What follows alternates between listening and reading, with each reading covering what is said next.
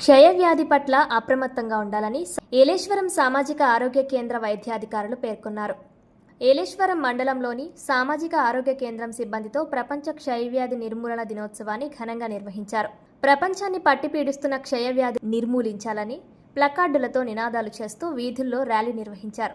ఈ సందర్భంగా వైద్య అధికారులు మాట్లాడుతూ క్షయవ్యాధి సోకిన వారు దగ్గినా, తుమ్మినా, గాలి ద్వారా ఇతరులకు ఈ వ్యాధి సోకే ప్రమాదం ఉందన్నారు. నిరంతరం దగ్గు, జ్వరం, బరువు తగ్గడం, అలసట, రాత్రివేళ చెమట వంటి లక్షణాలు కనిపిస్తే వెంటనే వైద్యులను సంప్రదించాలని కోరారు. క్షయ వ్యాధిగ్రస్తులను సంఘంలో ప్రతి ఒక్కరూ మానవతా దృక్పథంతో ఆదరించాలని, అదేవిధంగా కేంద్ర రాష్ట్ర ప్రభుత్వాలు టీబీ వ్యాధిగ్రస్తులకు ప్రతి నెల డీబీటీ ద్వారా 6 నెలలకు 6,000 పేషెంట్ అకౌంట్లో జమ చేయడం జరుగుతుందన్నారు. బలమైన ఆహారం కొరకు నెలకు 1,000 రూపాయల చొప్పున వారి పౌష్టికాహారం కోసం 6 నెలల పాటు ఇవ్వాలని ప్రభుత్వం యోచిస్తున్నట్లు వైద్యులు తెలిపారు. సక్రమంగా మందులు వాడితే వ్యాధి పూర్తిగా నయమవుతుందని ఈ సందర్భంగా వారు తెలియజేశారు. ఈ కార్యక్రమంలో ఆసుపత్రి development chairman Vagu Rajesh, doctor Sirisha, Lavanya, doctor Ananthanag, doctor Sameer, doctor Anjan, head sister Parimila, TB supervisor Anil Kumar, TB lab technician Srinivas, ICDC technician Ravi, counsellor Rajyalakshmi, ఆసుపత్రి సిబ్బంది పాల్గొన్నారు. డాక్టర్లకి, స్టాఫ్కి అందరికీ కూడా నా హృదయపూర్వక నమస్కారాలు తెలియజేస్తున్నాను.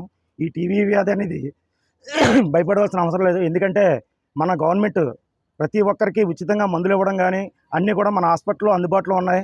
మన డాక్టర్స్ కూడా ప్రతి ఒక్కరు కూడా మంచి బాధ్యతగా చేస్తున్నారు. ఇక్కడ స్టాఫ్ అనే ఆసుపత్రి సిబ్బంది అందరూ కూడా టీబీ వ్యాధిని భయపడకుండా, టీబీ ఉన్న వ్యాధి ఉన్న వాళ్ళకి కూడా మనం ఒక భరోసా ఇచ్చి వారందరికీ మన హాస్పిటల్కి తీసుకొచ్చి ఇక్కడ వైద్యం చేయించి మన హాస్పిటల్ అభివృద్ధికి అందరూ తోడ్పడుతుందిగా కోరుచున్నాం. ఈ అవకాశం ఇచ్చిన మీ అందరికీ కూడా నా హృదయపూర్వక నమస్కారాలు తెలియజేస్తున్నాను. క్షయ లక్షణాలు అందరికీ తెలుసు, కానీ మళ్ళీ ఒకసారి చెప్తాను.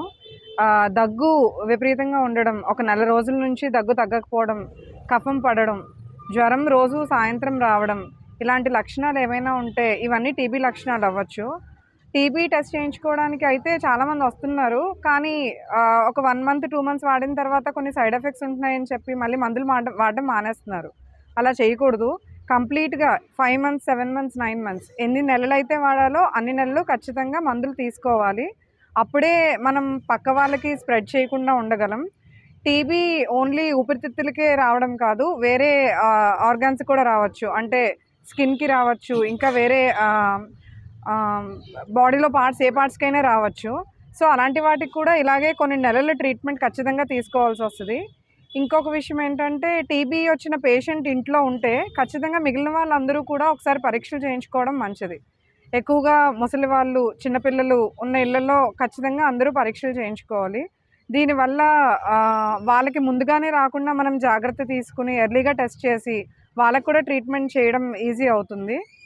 సో అందరూ ఈ టీబీ నిర్మూలన దాంట్లో యాక్టివ్గా పార్టిసిపేట్ చేసి, ఎవరికైనా సరే ఇలా ప్రాబ్లం ఉంటే మనకున్న ఫెసిలిటీస్లో మన హాస్పిటల్లో కళ్ళ పరీక్ష జరుగుతుంది, ఎక్స్రే జరుగుతుంది, అండ్ మందులు కూడా ఫ్రీగా ఇస్తాము 9 మంత్స్ కూడా. సో వచ్చి తీసుకోవాల్సిందిగా కోరుతున్నాం. Thank you. అందరికీ నమస్కారం అండి. ఇవాళ మనం టీబీ నిర్మూలించడానికి ఒక దినోత్సవాన్ని పురస్కరించుకొని మాట్లాడుతున్నాము.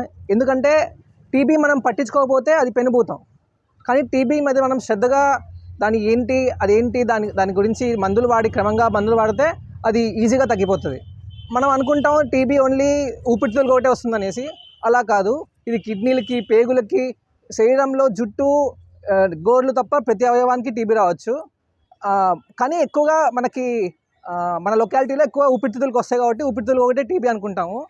వచ్చేటప్పుడు కూడా ఈ టీబీ లక్షణాలు జ్వరం, దగ్గు, అంటే సాయంత్రం పూట్ల జ్వరం రావడం, ఆకలి సరిగ్గా వేయకపోవడం, బరువు తగ్గడం, దగ్గు 2 వారాలకు మించి ఉండడం, ఇలా లక్షణాలు ఉంటే వెంటనే చూపించుకోవాలి. ఇలా చూపించుకోవడం కూడా గల్ల పరీక్ష, ఛాతీ ఎక్స్రే. ఈ గల్ల పరీక్ష కూడా చాలామంది ఉదయం వచ్చేసి ఇచ్చేస్తుంటారు. అలా కాదు, దీనికి కూడా ప్రొసీజర్ ఉంటుంది. ముందు రోజు ఆ గల్ల పట్టే వస్తువు తీసుకెళ్ళాలి. ఏదైతే బాక్స్ ఉంటుందో అది ముందు రోజు కంటైనర్ తీసుకెళ్ళాలి.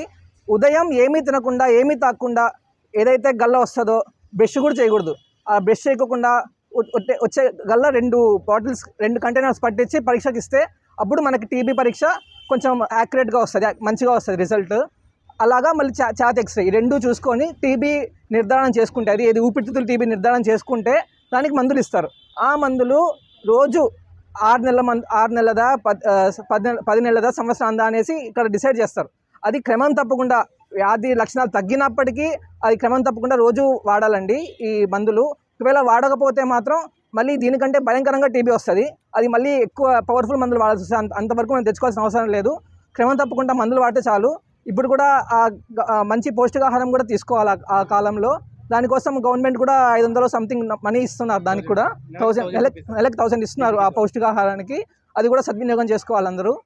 అంతే అండి, మనం కలిసికట్టుగా ఈ టీబీని మనం కనుక్కోవాలి ఫస్ట్ ఉందా